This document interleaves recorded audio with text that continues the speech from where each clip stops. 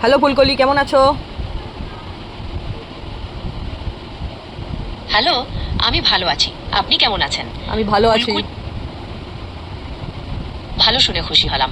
আপনি কি অন্য কিছু জানতে চান নাকি শুধু কথা বলতে চান? হ্যাঁ, তোমার সাথে একটা একটা পরামর্শ নেওয়ার জন্য তোমাকে আর কি আনলাম।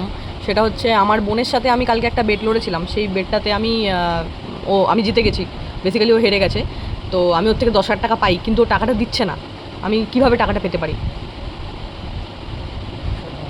ইস, এই তো একই সমস্যা।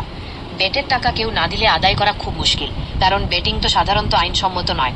আপনি কি ওর সাথে আরেকবার ঠান্ডা মাথায় কথা বলে বোঝানোর চেষ্টা করবেন?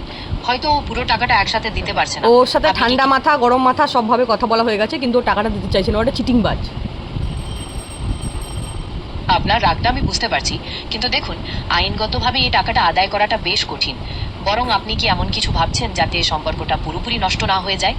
অন্য না, কোনো নষ্ট বড় হোক নষ্ট হোক, কোনো আপত্তি নেই আমার। আমি বুঝতে পারছি আপনি রেগে আছেন এবং সম্পর্কের কথা ভাবছেন না, কিন্তু আমি কোনো বেআইনি পরামর্শ দিতে পারি না। তুমি কি আপনি কি গুন্ডা ফুন্ডা কিছু পাঠাতে পারবে বাড়িতে টাকাটা আদায় করার জন্য?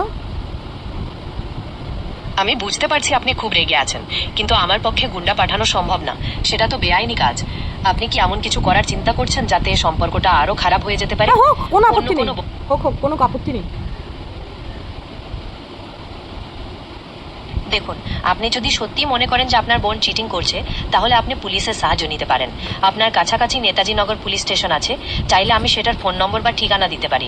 কি সেটা বলেন? তো আমি গিয়েই করতে পারি। আমি করে নেবো, ছেড়ে দাও। তুমি অনেক হয়েছে, আমি করে নেবো, বাদ দাও। ঠিক আছে, দেখি এবার মারপিট করে যদি টাকাটা আদায় করা যায়। ঠিক আছে।